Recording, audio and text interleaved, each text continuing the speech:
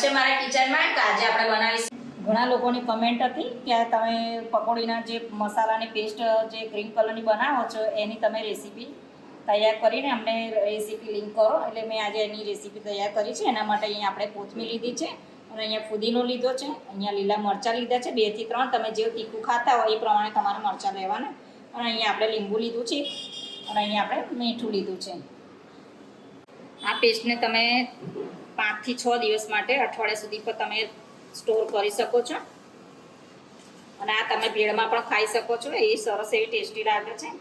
અને અહીંયા આપણે લીંબુ પણ નીચોવી દઈશું. લીંબુ નીચોવાથી કલર એકદમ સરસ એવો ગ્રીન જ રહેશે. નકર તો ચટણી શામ પડી જતી હોય છે, એટલે આપણે લીંબુ જરૂરી છે નાખવું. અને અહીંયા મીઠું પણ આપણે ઉમેરી દીધું છે, માપ પ્રમાણે મીઠું ઉમેર્યું છે.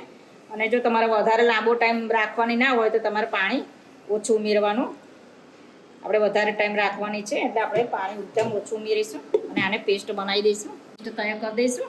અને તમારે જો લાંબો ટાઈમ રાખ્યું હોય તો કાચની બરણીમાં તમારે અંદર રાખવાની છે, ફ્રીઝરમાં રહેશે. અને આ રીતે આપણે પેસ્ટ તૈયાર થઈ ગઈ છે. આ ચટણી બહુ સરસ એવી ટેસ્ટી લાગે છે. મેં પકોડીનો જે ગ્રીન મસાલો મેં બનાવ્યો છે ચટણી, એની જો તમે આની રીતે રેસીપી નાખશો તો તમે બહુ સરસ એવું ટેસ્ટી એવું લાગે છે. ચણા બટાકાનો મસાલો પકોડીનો તમે આ જરૂરથી ટ્રાય કરજો.